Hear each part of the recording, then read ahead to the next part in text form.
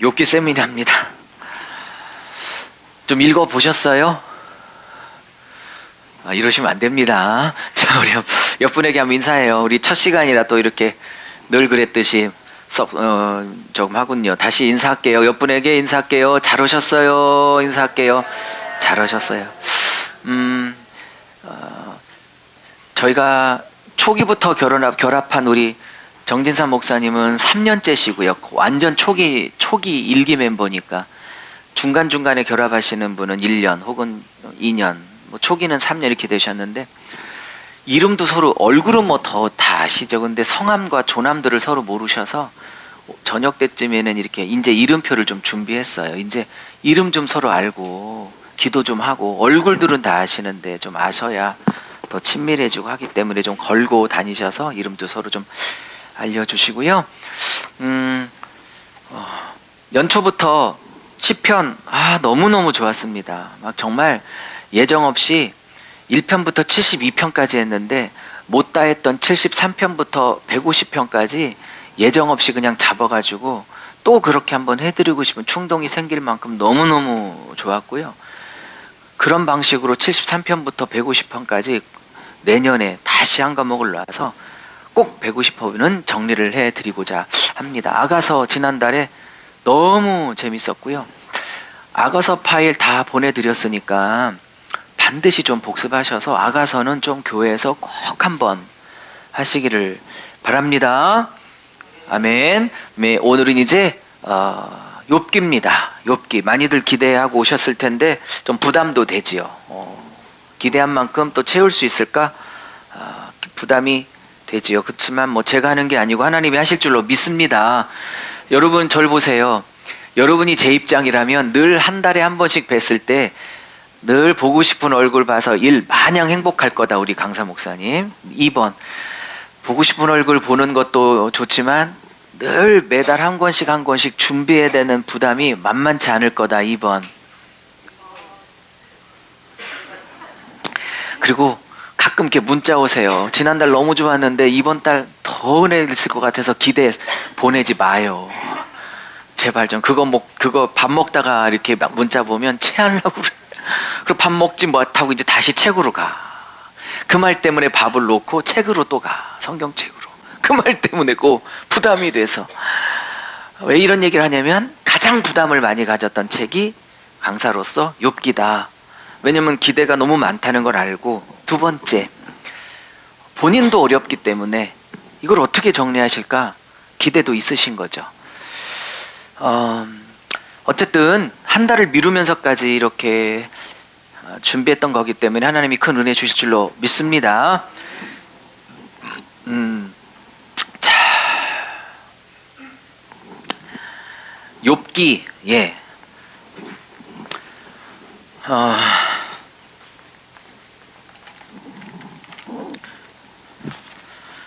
여러분의 PPT가 거의 여러분이 갖고 있는 교재가 제 PPT랑 거의 똑같고요. 어머. 똑같고요. 예. 몇 가지만 좀 추가됐을 뿐입니다. 이거 하기 전에 조금 서론 강의 좀 할게요. 목사님, 이정 목사님, 저 뒤에 PPT 새로 산 그 리모컨이 있어요. 위에 전원만 좀 꺼주셨다가 있다가 블랙 있어요? 그걸 어디서 해요? 그 리모컨에 있을 거예요. 블랙이. 예. 흰색.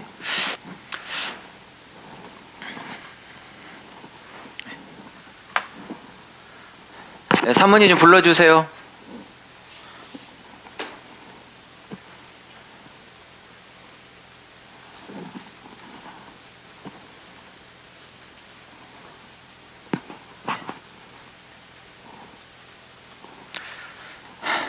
사모님 없습니까? 사모님이? 네, 맞습니다. 어디 블랙이 있을 거예요. 잠깐. 앱손이네요. 새로 산 건데. 뒤에 있는데요. 새로 산 거 아니요. 그쪽이 아니고요.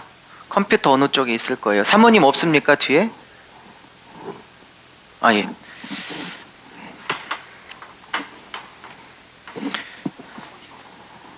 꺼버리셨어요? 네, 다시 키면 돼요. 네. 자, 시가서. 자, 시가서 배웁니다. 시가서를 지금 배우고 있습니다. 5권째입니다. 5권으로 되어 있고요. 시와 노래를 묶어놓은 5권입니다. 욥, 시편, 잠언, 전도, 아가서 5권이라고 말씀드렸죠. 이 시가서는 그냥 이렇게 평범한 단어로 시가서 그러지만 문학 장르를 따졌을 때는 이거는 지혜서입니다. 이 지혜서. 이 지혜서란 말을 굳이 하는 이유가 있어요. 욥, 시편, 잠언, 전도서 5권이 다 지혜서인데 특별히 욥이 말하고 있는 건 진정한 지혜가 뭐냐를 다루고 있기 때문에 지혜서의 성격, 문학 장르를 조금 아셔야 될 것 같아요. 이 지혜서는 쉽게 말하면 하나님의 백성의 삶을 다룹니다. 하나님의 백성의 삶이 어떤 길로 걸어가야 할지, 하나님의 백성의 삶이 어떠해야 될지, 하나님이 원하시는 하나님의 백성의 삶이 어떠해야 될지 그 지혜를 말하고 있는 책을 지혜서라고 합니다. 그리고 이 지혜서 5권은 하나님의 지혜가 담겨 있는 책이지요. 그래서 욥, 시편, 잠언, 전도서, 아가서 5권을 그냥 일반적 언어로는 시가서 하지만 문학 장르로 따지면 하나님의 지혜가 뭔지, 그리고 하나님의 지혜를 받아 살아가는 하나님의 백성들의 지혜로운 삶이 뭔지, 다시 얘기할게요. 하나님의 지혜가 뭔지, 오케이? 그 하나님의 지혜를 깨달은 백성들이 살아가는 지혜로운 삶의 길은 뭔지를 다루고 있는 책이 지혜 문학, 지혜 장르입니다. 그러면 하나님의 지혜를 깨달아 하나님의 지혜를 깨달아 하나님이 원하시는 길을 살아내고 있는 하나님의 지혜로운 백성과 반대되는 말은 어리석은 자라는 표현을 시편, 잠언, 전도서, 아가서, 욥기 이런 데서 많이 하게 됩니다. 그래서 지혜서의 반대말은 어리석은 자입니다. 머리가 나쁘다는 뜻이 아닙니다. 이 어리석은 자라는 뜻은 무진장 인간적인 IQ는 높을 수도 있어요. 그런데 이 어리석다는 말은 하나님의 지혜 없이 자기의 꾀로 인간의 지혜로 살아가는 자들을 어리석은 자다라고 이 지혜문학 5권은 말하고 있습니다. 시편을 지혜서, 지혜문학으로 보지 않은 사람도 많습니다. 그냥 시편 중에서 감사시, 찬양시, 탄원시, 회개시 이런 건 지혜시가 아니니까요. 그렇지만 우리 시편 다는 못 배웠지만 5권 중에 시편의 2권까지, 즉 1편부터 72편까지 72개의 시를 우리가 2달 전에 배울 때 그 72개 중에서도 하나님의 지혜와 또 그 지혜를 깨달은 백성의 지혜로운 삶을 다루는 지혜시가 몇 편 껴져 있었던 거 기억이 나실 겁니다. 그래서 시편 전체가 지혜서라고 보기엔 좀 어렵지만, 그러나 시편의 일부, 즉 지혜시들이 껴져 있기 때문에 넓은 의미로 시편까지도 지혜 문학 장르에 들어갈 수 있어요. 그러면 당연히 욥기 당연히 하나님의 지혜를 깨달은 욥이 어떻게 지혜로운 삶을 살아갔냐, 고난을 극복하고, 그걸 다루기 때문에 당연히 지혜서고요. 시편의 일부는 또 당연히 지혜 시편이 있고, 그죠? 그다음에 잠언은 대놓고 말씀하시죠. 여호와를 경외하는 것이 지혜의 근본이라, 그죠? 예. 그다음에 전도서 당연히 지혜시죠, 그죠? 예. 해 아래는 인간을 채울 수 있는 하나님의 자녀들을 그 근본을 만족시킬 수 있는 것이 아무도 없다는 것을 깨달아, 그죠? 하늘 위에 계신 창조주의 그 뜻을 따라 사는 것이 지혜로운 삶을 말하고 있는 전도서는 당연히 지혜 문학 장르에 들어갈 수밖에 없는 겁니다. 그죠? 그다음에 아가서도 당연히 지혜 문학 중에 하나입니다. 하나님의 백성이요 신부인 술람비 여인이 여러분과 제가 어떻게 하나님께서 원하시는 신부의 길을 지혜롭게 걸어갈 것인지 그것을 다루고 있는 삶입니다. 그래서 이 5권은 넓게 보면 다 지혜서입니다. 욥기는 또 엘리바스, 소발, 빌닷, 그 다음에 엘리후까지 나오는 그 4명의 인간적인 지혜와 또 하나님께서 욥에게 38장부터 폭풍우 속에서 나타나셔서 무려 38, 39, 40, 41장까지 넉 장을 통해서 폭풍우처럼 연설하시는 그 하나님의 지혜, 즉 인간의 지혜, 네 사람을 통해서 선포되는 인간의 지혜, 또 하나님을 통해서 선포되는 하나님의 지혜, 이 두 지혜 중에 어떤 것이 참 지혜인가를 말하는 책입니다. 그러므로 욥기는 고난이 주제가 아니고요, 진짜 주제인 진정한 지혜가 무엇인지를 결론을 내리기 위하여 소재로 던진 겁니다. 물론 고난이라는 주제가 상당히 중요한 역할을 차지하는 것 인정하지만 욥기의 절대 주제는 고난이 아니고 그 고난을 통해서 욥이 하나님께 배운 참 지혜가 무엇인지를 다루고 있는 겁니다. 이해하셨죠? 미리 결론을 내리면 알아들을 분이 지금은 없을 거라고 제가 생각하지만 내일 4시쯤 되면 이 말을 이해하게 될 거예요. 42장까지 하나님께서 이 얘기를, 스토리를 다 끝내시며 요구하시는 게 있어요. 네가 욥아, 아니면 유목사야, 이준석 목사야, 너가 이 욥기를 배우며 42장까지 세미나를 끝내며 네가 이제 나의 지혜를 깨달았니? 이렇게 물어요. 저자는. 물론 그런 단어 없습니다. 제가 연구해보면 그래요. 그 다음이 더 중요해요. 네가 나의 지혜를 깨달았으면, 눈을 떴으면, 귀로만 들었던 이 지혜를 네가 눈으로 경험하여 이 지혜 안에 들어왔다면 그 다음 말, 이 말은 전혀 욥기 없지만 욥기 저자는 이런 말을 덧붙이고 있는 거랑 똑같아요. 제가 결론을 내리니까 이래요. 나의 지혜가 너에게 임했다면, 그 지혜를 네가 눈을 떴다면 이 지혜를 온 열방과 이방에게 선포하는 나의 동역자가 되어 달라는 것이 욥기의 결론이고, 역시 제 주장대로, 늘 해왔던 주장대로 이 욥기마저도 하나님의 전 세계 선교를 위한 책이다, 이렇게 볼 수 있습니다. 아직은 이 말의 뜻을 전혀 모르실 것이기에 그래서 아멘을 안 하시는 거죠. 내일 2시쯤 되면 이 말의 윤곽이 잡히게 될 것이고, 내일 점심때에 왜 첫 서수 때 이것은 고난이 주제 중에 하나지만 핵심 주제는 고난을 통해서 하나님의 지혜로 초청된 한 사람이 그 초청된 그 세계, 즉 하나님의 지혜의 세계에 푹 빠져 그것에 눈을 뜨고 난 다음 그 자신을 초청하시는 그 하나님 앞에 이제 내가 눈뜬 하나님의 지혜를 열방과 민족 가운데 선포하며 살겠습니다라고 다짐을 하고 끝나는지. 그런 말 없는데요. 아니, 없다니까. 결론을, 연구를 다 해보고 내린 결론이라니까요. 이 깊이를 아직은 잘 모르실 것입니다. 이틀 듣다 보시면 알게 되실 것입니다. 자, 어쨌든 이 지혜서입니다. 자, 이 지혜서의 핵심은 뭐냐? 이 지혜서의 핵심은 이거예요. 여기 이게 나오는지 모르겠네. 예. 욥기도 뭐 때문에 시작된 논쟁이지요?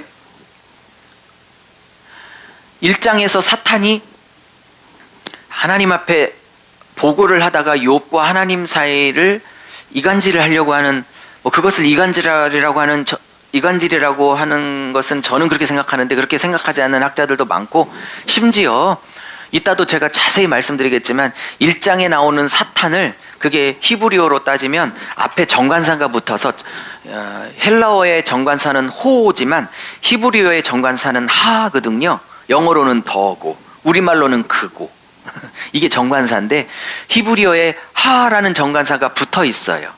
그렇기 때문에 이것이 하사탄입니다. 굳이 말하면. 그러면 고유명사에는 정관사를 붙이지 않습니다. 그 이준석 제가 그래요? 그냥 이준석 목사님 그러지 고유명사는 덜을 안 붙입니다. 이해하셨어요? 원래 영어 문법에도 고유명사 앞에는 덜을 안 붙입니다. 그거는 히브리어 똑같아요.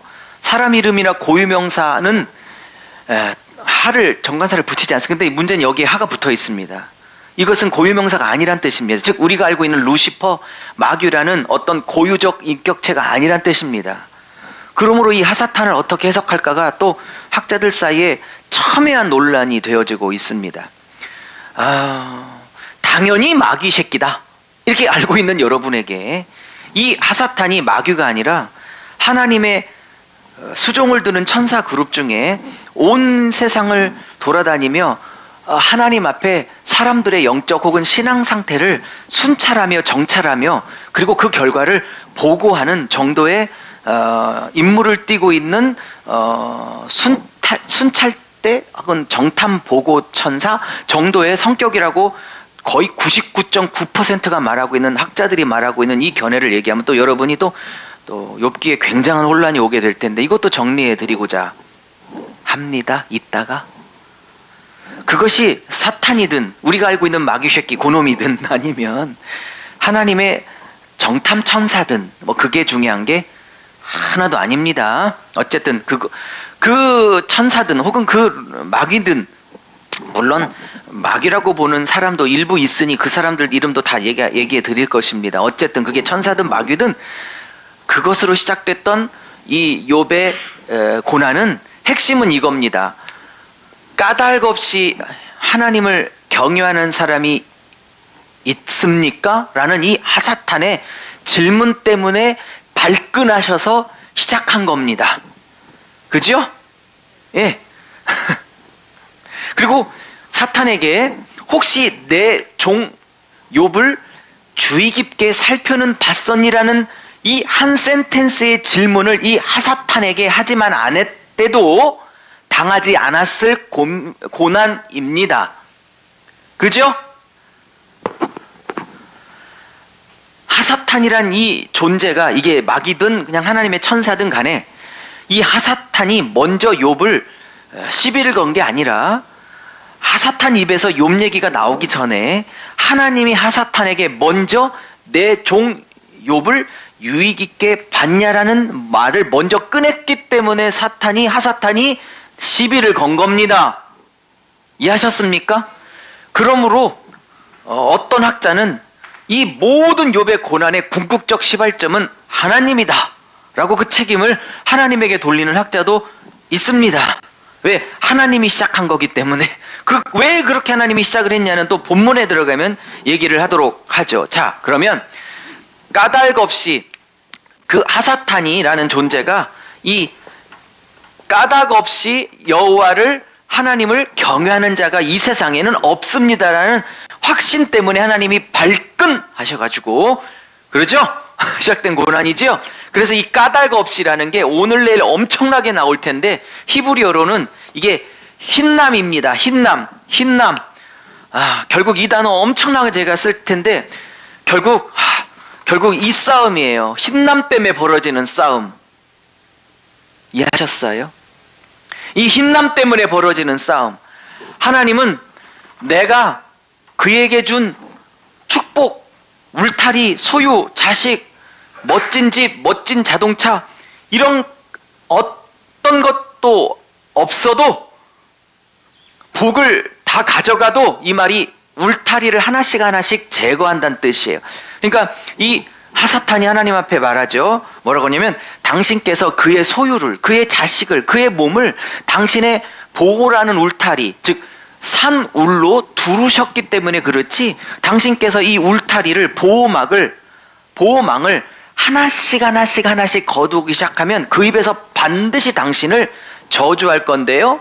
이 또 저주하다, 또 옛날 개혁성경은 저주하다고 잘 번역했는데 오히려 개혁개정이 이거를 욕하다라고 번역해서 실제 이 바라크라는 이 저주하다 원문의 의미를 조금 더 약화시켰는데 이 부분만큼은 개혁성경이 낫습니다. 저주하다가 맞습니다. 히브리 원어도 이게 바라크인데 까닭 없이 당신을 경외하는 자가 있으리까? 그거 울타리 하나씩 다 걷어봐요. 보호막 하나씩 걷어서 하나씩 다 뺏어봐요. 그래서 알못만 남겨됐을 때 아무것도 없을 때 울타리가 다 거쳐지면 당신을 모든 사람들은 다 바락할 것입니다. 모든 사람은 다 당신을 원망하고 저주할 것입니다. 근데 이 바라크라는 단어가 또 신기하게 창세기 1장에 하나님이 6일 천지 창지 다 하시고 그 모든 만물을 보시고 하나님께서 그 모든 만물 사람을 그 다음에요 복주시대 할 때 이 복주시다가 바라크예요. 같은 바라크가 어떨 때는 하나님이 이 세상을 복 주시다 할 때 바라크로 쓰이고, 똑같은 바라크가 그 복이 거쳐지자 하나님을 향해서 바락 대드는, 실패했군요.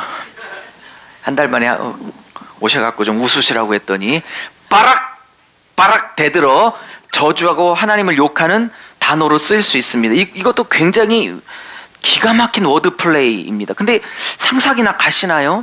하나님이 만물을 복주시고 인간을 복주셨을 때 창세기 1장에 나오는 그 바라크라는 단어가 이제 그 복이 거쳐지자 하나님 앞에 바락 저주하고 바락 하나님 앞에 대드는 단어로 동일하게 쓰이고 있다는 거 참 신기한 겁니다. 히브리어가. 그러니까 어쨌든 이 싸움입니다. 이 싸움, 흰남의 싸움. 흰남을 중심으로 해서 흰남이 없이도 하나님을 경외할 거냐, 그렇죠? 예, 흰남이 있으니까, 즉 경외할 만한 축복이라는, 눈에 보이는 물질이라는 복이 있으니까 하나님을 경외할 거냐, 즉 흰남의 싸움을 42장까지 하게 됩니다. 1장 2장까지는 하나님이 이 흰남의 싸움에서 하사탄에게 승리하시는 것처럼 보여요. 전세가. 그래서 1장 2장까지는 승리하시면, 왜냐하면 몸에 욕창까지 났는데도 그가 어리석게 하나님을 저주하지 않더라, 바락하지 않더라 했던 것으로 나오기 때문에 1, 2장에는 하나님의 승리가 돋보입니다. 이제 3장부터 하나님의 승리가 무너지기 시작합니다. 아시죠? 바로 저주합니다. 첫 번째 저주가 생일 저주입니다. 그런데 욥이 그래도 하나님을 향한 기본적 신앙이 있어서 하사탄이 유도했던 하나님을 향한 저주를 직접 하나님 앞에 하지는 않습니다. 감히. 왜? 어떤 학자는 두려워서라고 하고, 어떤 학자는 그래도 욥 마음 안에 하나님을 향한 경외와 사랑이 있기 때문이라고도 하고, 저는 둘 다로 보는 사람이고. 이해하셨습니까? 근데 하사탄이 유도했던 하나님을 향한 저주는 참아할 수 없어 3장 1절부터 바로 자기 생일을 저주하기 시작합니다. 하나님께 해야 될 저주를 참아할 수 없으니 자기 태어난 날, 즉 생일을 저주합니다. 이것은 예레미야 20장에 나오는 예레미야가 자기 생일을 저주한 것과 같은 맥입니다. 어쨌든 그래서 언제까지요? 하나님이 말씀하시기 전 37장까지는 이 하사탄의 승리로 이 이야기가 끝나는 것처럼 전세가 역전됩니다. 오케이? 혹시 싸우고 오셨어요? 아니면 제가 갑자기 싫어지셨나요? 좀 아멘 좀 해보세요. 이게 또 한 달 만에 오시면 첫 시간이 그래요. 근데 38장부터 하나님이 폭풍우 속에 나타나 하나님의 선포, 연설이 시작됩니다. 근데 참 성경이 신기하죠. 하나님이 38장 1절에 여호와 하나님께서, 여호와라는 말도 욥기 전체에 31번이 나오거든요. 미리미리 적어놓으세요. 제가 잊어버릴까 봐. 여호와라는 말이 욥기에서 31번 나옵니다. 그러면 구약 성경 전체에서 여호와라는 말이 몇 번 나오는 줄 아세요? 6258번 정도 나옵니다. 그러니까 이 여호와란 말은 제 기억 맞다면 6258번, 6000번은 확실히 넘습니다. 의외로 하나님, 엘로힘이라는 하나님이라는 단어는 2000번이 좀 넘습니다. 2500번 정도 됩니다. 여호와란 말이 훨씬 더 많이 쓰이시죠? 어쨌든 이 여호와가 폭풍우 가운데 나타나셔서 무려 41장까지 70개의 질문을 쏟아붓습니다. 몇 개요? 70개. 정말 재밌죠. 왜 또 70개의 질문을 맞췄냐? 1. 우연일까요? 아니면 의도적인 칠자에 맞추고 있을까요? 70개로 맞추고 있는 것입니다. 하나님의 이 70개의 완전한 질문에 네가 완벽하게 대답할 수 있다면 너는 나와 같은 똑같은 지혜자다, 이렇게 선언하시는 거예요. 근데 중요한 건 이 완벽한 70개의 질문 중에 단 한 질문에도 한 번도 대답을 못합니다. 이러고 난 다음에 42장에 이제 그가 여호와께 회개를 하고 이제 항복을 하게 됩니다. 그리고 그의 소유가 갑절로 회복되는 회복의 축복이 있게 됩니다. 근데 절 보십시오. 절 봐요. 욥이 내가 귀로만 들었던 하나님을 이제 눈으로 보게 되었고 티끌과 재 앉아서 회개합니다라는 고백, 42장 5절 6절의 고백이, 잘 봐요. 그 고백이 갑절의 축복이 재산, 자식, 양떼, 종 두 갑절로 다 회복되고 난 다음에 한 고백인지, 전혀 두 갑절의 회복이 있을 거라는 하나님의 약속조차 전혀 모르고 있을 때, 아직도 몸에 종기 때문에 기왓장으로 몸을 득득득득 긁고 있는 그 아픔이 아직도 해결되지 않았을 때 한 고백인지 빨리 생각해 보세요.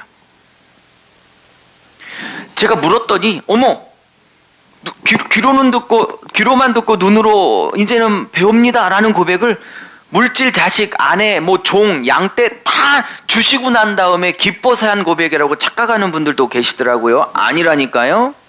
그가 하나님을 제대로 경외합니다 라는 고백, 즉 42장 5절 6절의 고백이 오케이? 즉 1장에서 하나님이 그토록 증명하고 싶었던, 아니 욥이 나를 사랑하고 경외하는 건 축복 때문에가 아니라, 그 축복이 없어도, 까닭이 없어도, 흰남이 없어도 그는 나를 나 자체로 사랑하고 경외하는 자여.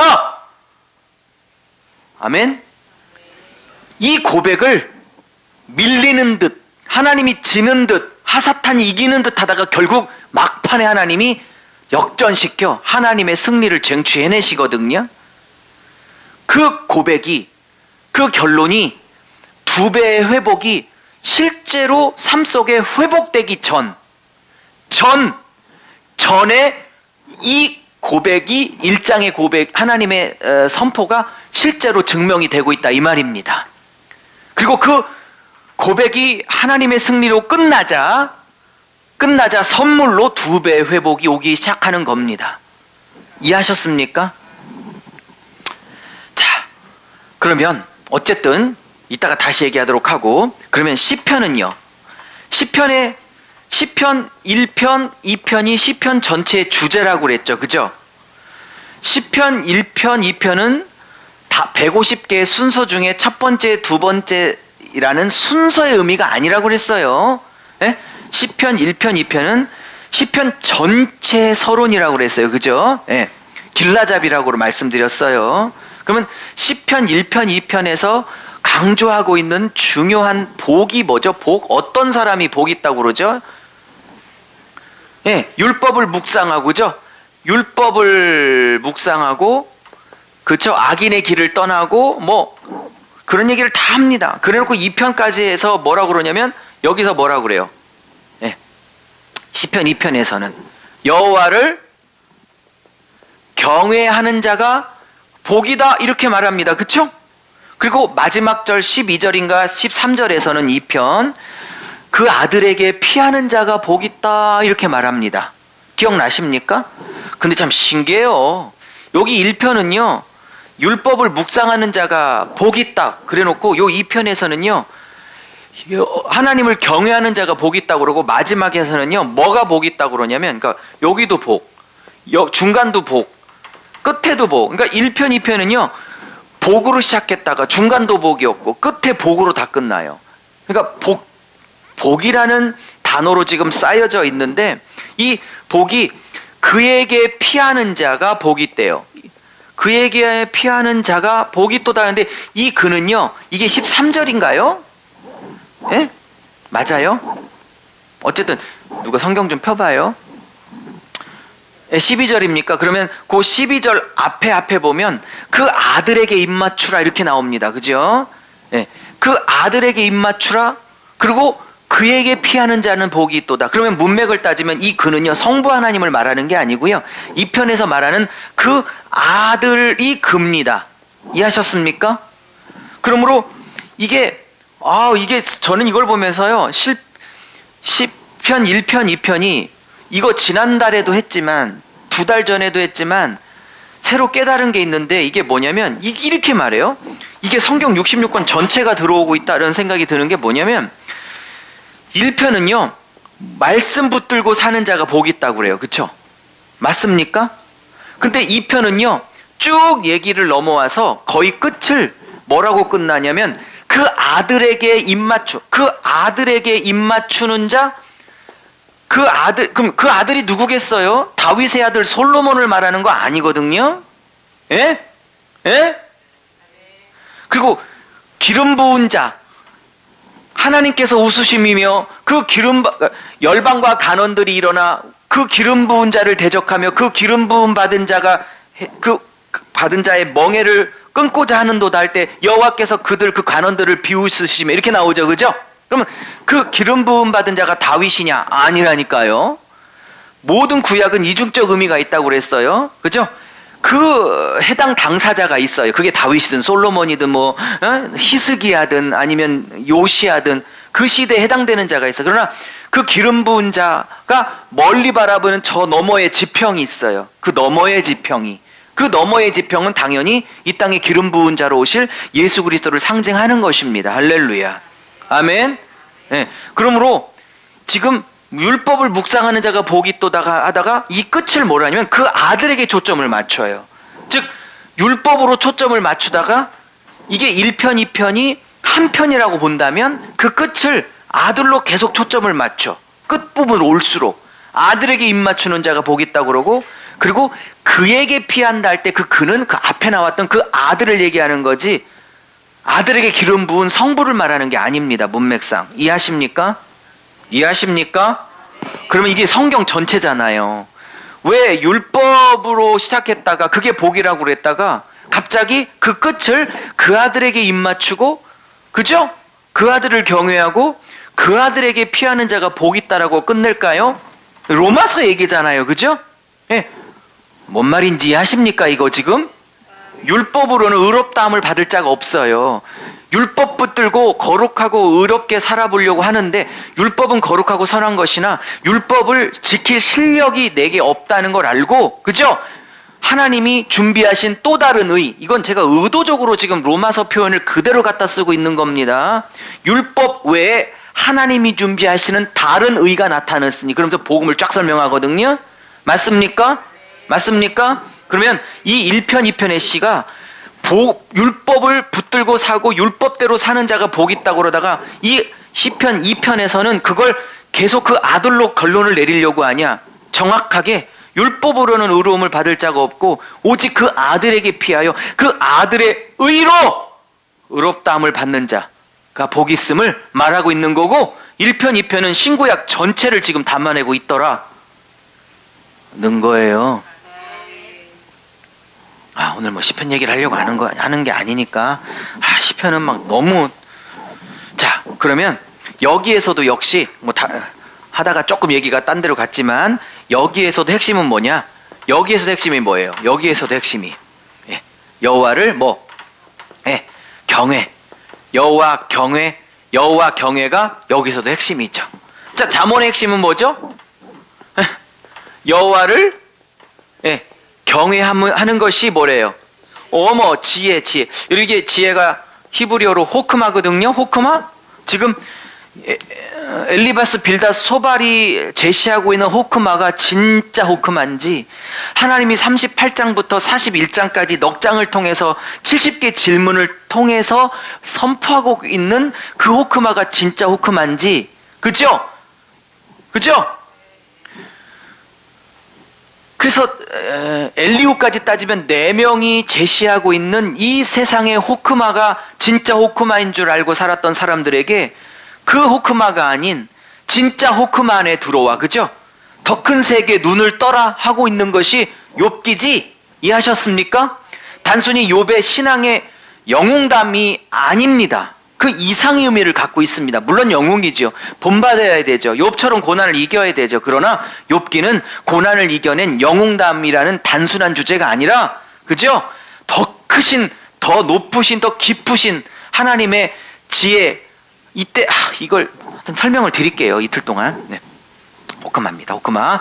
자, 근데 제가 중요한 얘기를 했어요. 지혜의 근본이다 이렇게 말씀드렸죠. 이 근본, 그죠? 이 근본이라는 단어가요, 이게 시작점, 기초 이런 뜻이에요. 좀 얘기를 좀 펼쳐도 되겠죠, 우리끼리니까. 에? 그러면 보세요. 마가복음 1장 1절에 그래요. 하나님의 아들 예수 그리스도의 복음의 시작이라 그래요. 잘 봐요.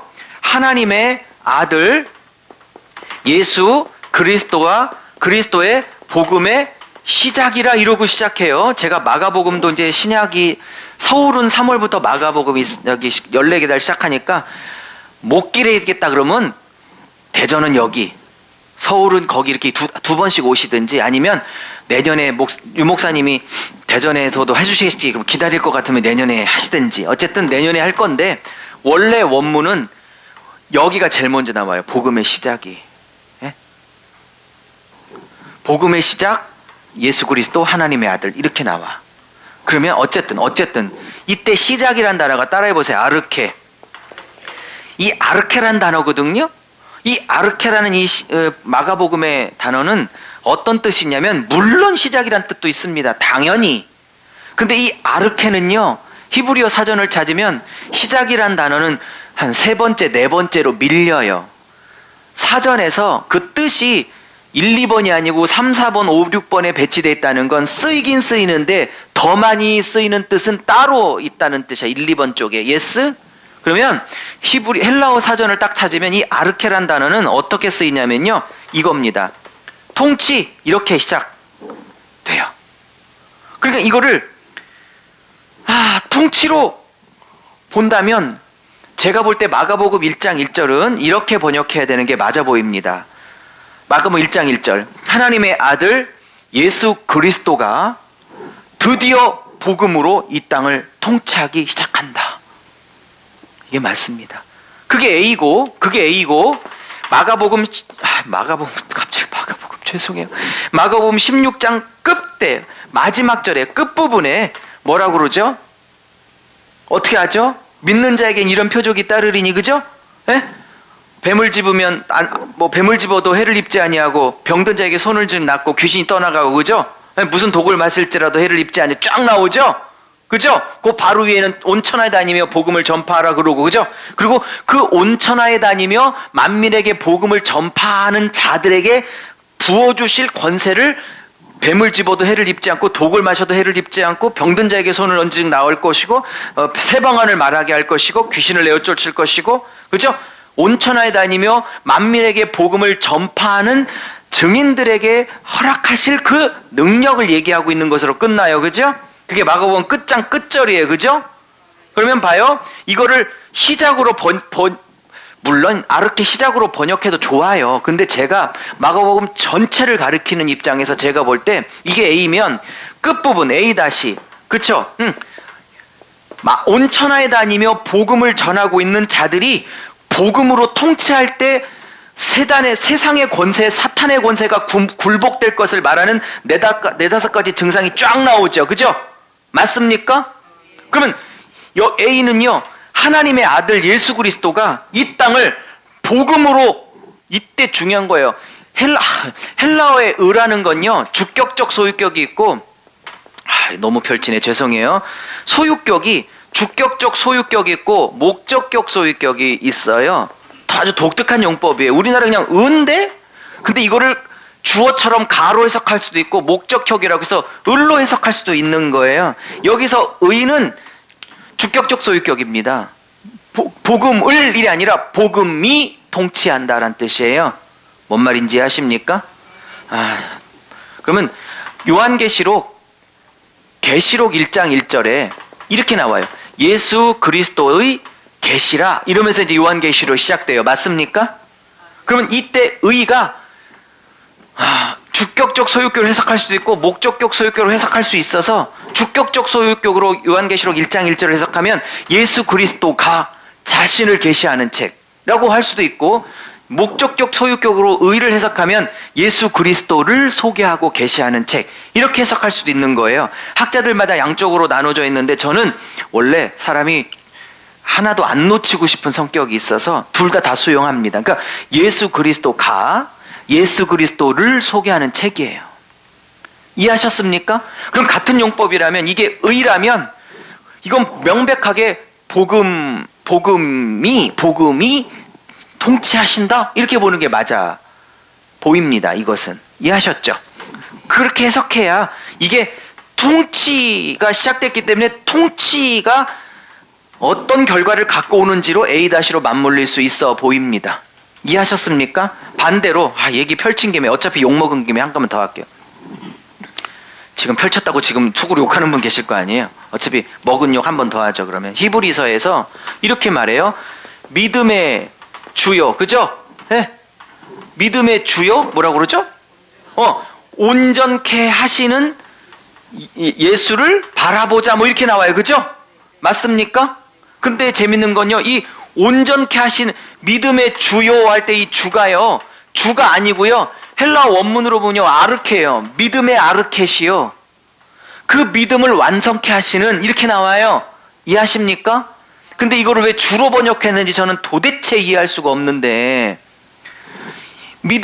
그러면 이거를 아르케로 번역하면 너무 완벽해요. 그 믿음을 아르케 하신 분이 그 믿음을 완성할 거라고. 예스? 너희들이 실패하고 좌절하고 자폭하고 때려치고 싶고 주저앉을지라도 너희들이 시작한 믿음이 아니라 내가 시작한 믿음이요. 그죠? 그 믿음이 너희들은 주저앉고 포기하고 두 손 놓고 있나 할지라도 나는 내가 시작한 너희의 믿음의 시작을 마지막까지 완성케 할 거라. 그래서 시작 주가 아니라 믿음의 시작, 그 믿음을 완성, 이런 구도로 가고 있는 거예요. 이해하셨습니까? 그러면 이때의 주는 시작이로 봐야 되는 게 맞아요. 믿음을 시작하신 이가 그 믿음을 완전케 하신다. 할렐루야. 이해하셨습니까? 이 얘기를 왜 했죠? 이 근본 때문에 그랬네. 이 근본이라는 히브리어에 해당되는 게 헬라어로 따지면 아르케예요. 그럼 여기서는 시작이에요. 시작. 이해하셨습니까? 그럼 봐요. 얘기를 너무 펼쳐서 죄송한데, 펼쳤지만 굉장한 은혜예요. 이거 지금 이해하셨어요? 그러니까 이것만 알려도요, 내가 믿은 것처럼 보이나 사실은 그 믿음이 주께서 내 안에 시작하신 믿음이구나. 그리고 그 믿음을 나 혼자 완성해야 되는 것처럼 말하는 게 아니라, 성경은 그 믿음의 과정, 그 완성 끝자락까지 하나님이 완성하는구나. 다시 말하면 시작도 그가 하셨고 완성도 그가 하실 거라. 이 말을 요한계시록에서는 나는 알파요, 나는 오메가다, 이러고 받는 거예요. 그거를 히브리서에서는 나는 믿음의 시작, 아르케요, 그 믿음의 완성이다 라고 받고 있는 거고, 무슨 말인지 이해하십니까? 그거를 빌립보서에서는 너희 안에 착한 일을 시작하신 이가 그리스도의 날까지 끝까지 이루실 줄을 내가 아노라 라고 말을 바꾸는 거예요. 저자와 단어와 표현 방식이 다른 거지, 성경이 뚫어지면 한 얘기를 계속 표현과 단어를 바꾸어 저자들이 다양한 방식으로 표현하고 있다는 걸 알게 돼요. 그러면 풍성해지게 되는 겁니다. 그러면 요한복음 10장에 내가 이 땅에 온 것은 양으로 생명을 얻게 하는 것 정도가 아니라니까, 그 얻은 생명이 풍성하도록 하게 왔다고 분명히 힘주어 예수님은 직접 말하시고 계시는 겁니다. 그러면 제가 얘기했잖아요. 성경이 뚫어지면 다 네트워크가 되는 날이 언젠가 오게 될 것이라고. 3년은 배우셔, 최소. 자, 그걸 알파 오메가로 받는 거지. 또 계시록은 지금 벌써 그럼 봐요. 여기서 제가 말씀드렸지, 여호와를 경외함이 지혜의 근본이라고 그랬을 때 기초, 시작 다 좋은데, 다 좋은 번역인데, 이거를 시작, 기초로 해석하면 더 뚜렷해지기 시작해요. 뭐가요? 이 땅을 어떻게 살아야 되는지, 특별히 이건 이제 하나님의 백성들에게 쓴 책이니까 일반 불신자를 말하는 게 아니지요. 하나님의 자녀가 된 내가 이 땅을 어떻게 살아내야 하나님이 기뻐하는 삶을 살 수 있는지에 대한 가르침이 지혜잖아요. 그래서 고린도전서 12장 은사장에서 지식의 말씀의 은사와 지혜의 말씀의 은사를 얘기할 때 자꾸 뭐 투시, 예언 이런 쪽으로 가지 말고 그 지혜라는 것은 뭐냐? 어떻게 살아야 나를 구원하신 그 하나님의 마음에 기쁨을 드릴 수 있는 참 신부로서의 지혜, 참 백성으로서의 지혜, 참 자녀로서의 지혜로운 삶이 뭔가를 알 수 있는 은사가 지혜의 말씀의 은사다. 저는 이렇게 보고 있는 것입니다. 네, 어쨌든 그러면 그것이 임하려면 그 지혜가 임하려면 그 시작이 무엇이어야 된다고 말합니까? 지혜가 시작되는 그 시초는 뭐라고 그러니까? 하나님 아버지를 경외해야만 그 지혜가 임하지. 오케이? 그 지혜의 시작과 기초와 출발점은 하나님을 더 사랑하고 하나님을 더 경외하고 싶은 마음으로 시작해야 이 하나님의 지혜가 임하지. 그 다른 동기로 시작해서는 하나님의 지혜가 임하지 않을 것을 말하고 있는 겁니다. 히브리어, 헬라어 아무리 죽도록 떠들어대도 성경이 안 뚫리는 이유가 뭐냐면 하나님을 중심으로 사랑하고 하나님을 중심에서 경외하고자 하는 그 경외함이 있어야만 열려지는 세계지, 지식 갖고는 열려지는 세계가 아니기 때문에 그렇습니다. 지식을 통해서 진리로 들어가는 건 분명하지만, 그죠? 경외함 없이는 열려지는 세계가 아니기 때문에 그렇습니다. 그렇게 따지면 전 세계 헬라어 히브리어를 전공한 전 세계 신학대학교 교수님들이 하나님을 가장 사랑하고 가장 경외해야 하는 것입니다. 그리고 가장 지혜가 추출해야 되는 것입니다만은 그렇지는 않습니다. 그죠? 그러므로 여기도 하나님을 경외하는 것을 찾고 있습니다. 자, 그럼 봐요. 마무리를 해보죠. 하고 좀 쉬었다가 전도서 합니다. 봐요. 그러면 전도서의 주제는 또 뭐예요? 전도서의 주제도 1장부터 11장까지는 인생의 허무, 솔로몬이 온갖 거를 다 누렸는데도 절대 자기 마음이 행복하지 않는, 땅 아래는 내 마음을 채울 것이 아무것도 없구나라는 인생의 허무를 얘기했죠. 고까지라고 전도서가 끝났으면 이건 성경이 아니라 불경이라고 말씀을 드렸어요. 그런데 마지막 장 12장 한 장이 있으므로 이건 불경이 아니라 성경 정경이 된 것입니다. 그러면서 12장에서 11장 전체를 다 뒤엎죠. 뭐라고요? 아무 낙이 없구나. 즉 공고한 날이 이르기 전 너를 지으신 창조주를 기억하라. 그리고 마지막 쭉 끝에 와서 뭐라고 그래요? 사람의 본분은 하나님을 경외하는 것이요. 그죠? 맞습니까?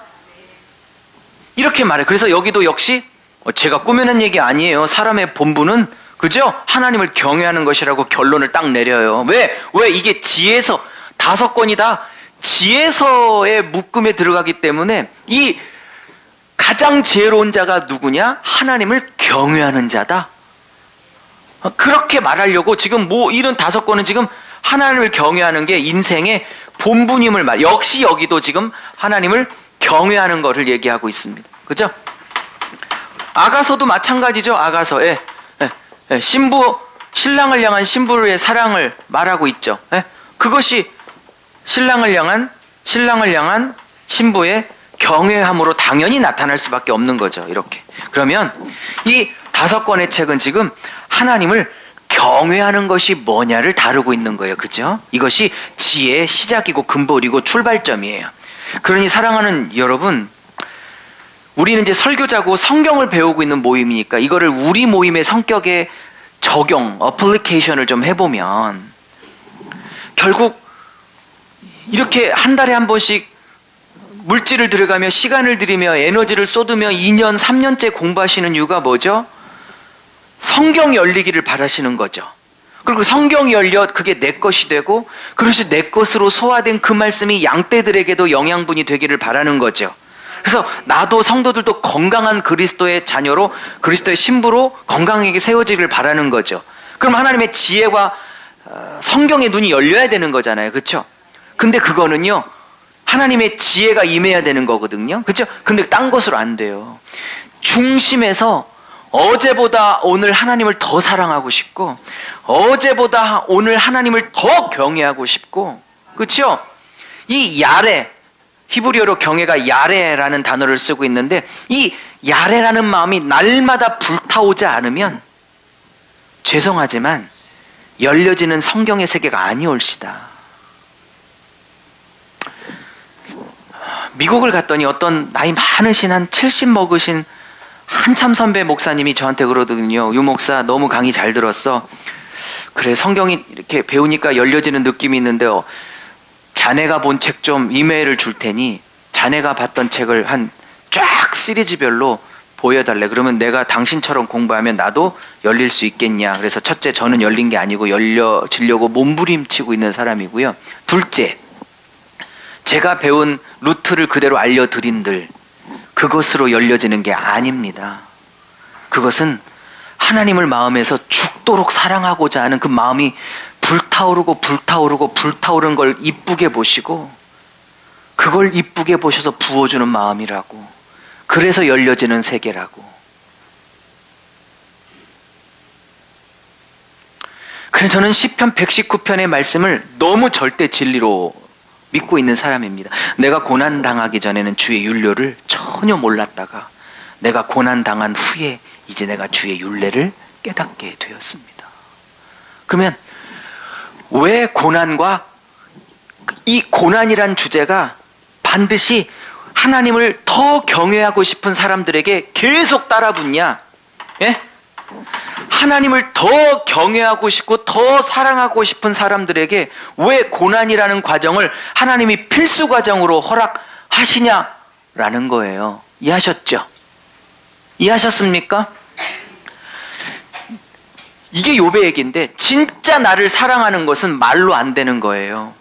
진짜 나를 사랑하고 진짜 나를 경외함은 고난을 통해서 나의 울타리들이 하나씩 하나씩 다 제거되고 벗겨져서 빈손이 되었을 때, 알몸이 되었을 때도 여전히 나는 하나님을 나의 하나님으로 경외할 거냐가 증명이 되어져야 경외한다고 하나님이 받으시지. 뭔 말인지. 그래서 이 5권 읍시편, 잠언, 전도, 아가서에 전부 다 고난이란 주제와 경외라는 주제가 맞물려 돌아가는 거예요. 이해하셨습니까? 그래서 제가 계속 설명하지만 이때 말씀드렸죠. 이 경외라는 걸 하나님과 또 누구요? 하사탄이 이게 뭐 진짜 마귀 새끼냐 아니면 천사 일종이냐는 나중에 얘기하고 하나님과 하사탄이 욥을 사이에 두고 진짜 얘가 나를 사랑하는 동기가 복 때문에 사랑합니다 라고 주장하는 하사탄에 맞춰서 복은 줬지만 복 때문에 내 아들 욥이 날 사랑하는 게 아닐 거야. 내가 알고 있기로는 내가 받은 사랑으로 보면 내가 그의 중심을 잘 아는데 욥이 이 아들이 나를 경외하고 사랑하는 건 복이 없어도 즉 흰남이 다 사라질지라도 목 까닭 없이도 이해하셨죠? 없이도 그는 나 자체를 그냥 나 하나님 자체를 사랑하는 자야 라고 하는 거고 사탄은요 아니요 복 때문에 사랑할 거려? 그러면 증명하자 누가 이기는지. 그래서 시작됐던 싸움이라니까 이 싸움이. 그죠? 그래서 이걸 증명하려면 방법이 하나예요. 복 때문에 경외하고 복 때문에 사랑한다고 우기니까 복 때문에가 아니라 나 자체를 사랑하고 나 자체를 경외한다는 걸 하나님 입증하려면 줬던 복을 다 제거하는 수밖에 없는 거예요. 그래서 울타리를 다 제거하고 보호막을 다 제거해서 이 하사탄이 다 가져가도록 해서 완전히 거지가 되고 난 다음에 그가 하나님 앞에 경외함을 어떻게 유지하는가를 봐야만 이 결론은 나게 될 것이기 때문에. 이해하셨죠? 이 싸움이에요, 이 싸움. 근데 여러분 이 욥기에 주석가들이 굉장히 많은데 욥기에 그래도 몇 명의 전 세계적인 유명한 권위자들이 이런 사람들의 책들은 좀 보실 필요는 있어요. 근데 제가 다 봤으니까 그냥 권해는 드려서 사보실라면 사보시고 그냥 제가 미리 공부했으니까 그냥 제 의견을 좇아서 좀 더 공부하시든지요. 어쨌든 이 욥기에 몇 사람의 권위자들이 있어요. 소위 혹시 WBC라고 혹시 주석책 아십니까? 제가 어떤 젊은 목사님한테 WBC 주석책 알려고 그랬더니 요즘 젊은 목사들이 주석을 잘 안 보잖아요. 그랬더니 WBC를 뭐냐면 월드 베이스볼 클래식, 한국이 우승했던 하나 월드 베이스볼 클래식. 미치겠어 아주. 그게 아니고 전 세계적으로 너무 학문적으로 뛰어나다고 여겨지는 주석 전질 있잖아요. 전질, 주석책 전질. 저도 사고 싶은데 비싸서 못 사고 있는 이런 거 하나 좀 사고 싶은데 못 사고 있어요. 어쨌든 이 WBC 이 주석책 중에 욥기 편을 주석한 데이비드 클라인즈가 있어요. 데이비드 A 풀네임은 데이비드 A 클라인즈예요. 이 사람이 욥기의 전 세계적인 그래도 탑입니다. 이 사람이 썼던 WBC 책 한 권은 아니고요, 2권인가 뭐 3권인가 이렇게 되는데 이 사람 책은 최고의 책입니다. 어쨌든 욥기에 관해서. 그러면 말 나온 김에 같은 WBC 중에서 계시록을 썼던 어떤 사람은 온이라고 읽기도 하고 대부분 책은 아오네라고 번역하기도 하고 온이라고 읽기도 하고 아오네라고 읽기도 했던 이 사람, 온이든 아오네든 이 WBC의 책 중에 계시록 아오네가 썼던 이 상중하 계시록 3권도 무천년설로 썼던 책 중에서는 능가할 책이 없습니다. 어쨌든 이 WBC에 썼던 이 욥의 클라인스의 책은 굉장히 멋지고 이 클라인스가 썼던 욥기 주석을 기초로 대부분의 주석들이 조금씩 더 붙여가고 있다 이렇게 보시면 됩니다. 이해하셨죠? 네. 그리고 미국 학자 중에서는 뉴섬 정도? 예. 굉장히 유명한 이 정도 보시면 되죠. 어쨌든 우리나라 책 중에서는 욥기가 마땅히 볼 책이 쉽지가 않습니다. 그래도 한두 권 정도는 우리나라 책도 괜찮은 책이 있어서 끄고 소개를 하겠습니다. 외국 책은 뭐 하지만 실명이 거론되니까 쉬는 시간에 저자들 얘기를 해드릴게요. 어쨌든 클라인즈 얘기를 왜 했냐면 클라인즈가 요 얘기를 했어요. 요 얘기하고 쉬죠. 그리고 이제 바로 1장 1절로 들어갈게요. 오케이? 네. 클라인즈가 무슨 얘기를 했냐면 이렇게 했어요. 이 책에서 욥이 정말 하나님을 사랑하는 것을 경외하는 것을 증명하는 건 방법이 없다. 복 때문에 경외한다고 시비를 걸고 있는 하사탄의 주장에 하나님이 승리하시려면 방법이 없다. 복을 제거하여 빈손으로 남겨놨을 때 그가 하나님을 경외하는지 증명하면 된다. 그러면서 그 다음 얘기, 그 반대도 가능하다. 무슨 얘기냐면 가난한 사람이 아무것도 없는 쥐뿔도 없는 가난한 사람이 하나님을 경외하고 있다고 해요. 그러면 완전히 반대죠? 지금 욥기에? 그러면 이 반대에 우리가 지금 욥기 2를 한번 써보자고. 욥 2 이해하신 거예요? 이해하신 거야? 지금 클라인스가 했던 얘기를 제가 좀 풀어 설명하는 거예요. 그건 한 센트로 말했던 건데 제가 좀 풀어 설명하는 거예요. 그러면 클라인스는 이렇게 말합니다. 그 반대도 역시 마찬가지다. 정말 아무것도 없는 사람이 하나님을 경외하고 있다. 그럼 하사탄은 또 시비를 건다는 거예요. 저게 진짜 경외일까요? 아니야. 저거 봐. 아무것도 없는데 나 자체를 사랑하고 있자니. 정말요? 저 가짜일거려? 그럼 하나님이 또 이기려면 내기를 해야 돼. 그러면 이 사람에게는 어떻게 복을 왕창 줘버려야 돼. 복을 왕창 줘버렸는데도 그 사랑이 안 바뀌면 진짜고, 복을 영육간에 완전히 줘서 손에 영육간에 다 쥐고 있는데 마음이 변질됐으면 저건 가짜였던 거야. 뭔 말인? 이런 얘기를 제가 하면 얼마나 좋았을까요? 근데 이건 클라인스가 그 역도 가능하다. 그러면서 이렇게 붙여요. 오히려 두 번째 시험에 변질되는 자는 훨씬 더 많을 수 있다.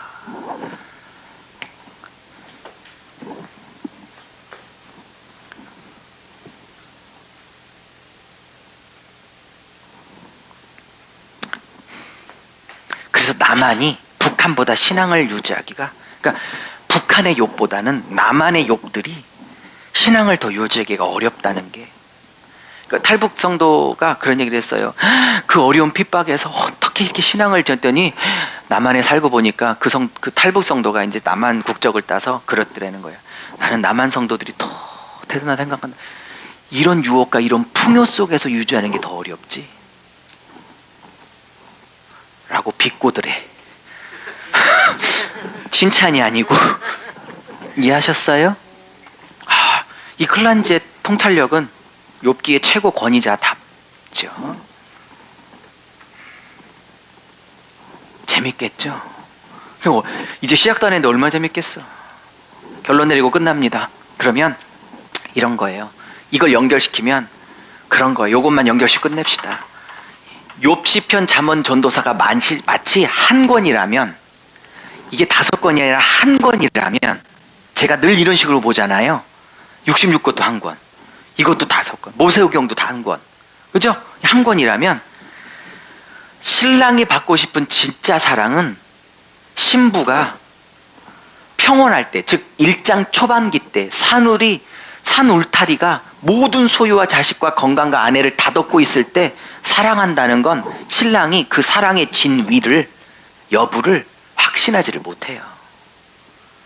그러면 신랑이, 이 신부가 나를 그러니까 신랑이 벌어준 월급이나 신랑이 갖다 주는 폐물 때문에 신랑에게 뽀뽀를 하는 게 아니라, 그런 거 아무것도 신랑이 제공을 못 해줘도 나는 당신 신랑 한 분만을, 그 자체를 사랑합니다 라는 사랑을 받고 싶잖아요. 그죠?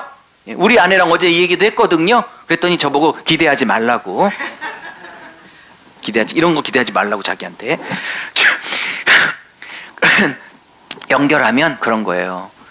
이 고난의 한복판에, 이 고난의 한복판에서 모든 것이 다 흰놈이 사라졌는데도 불구하고, 그죠?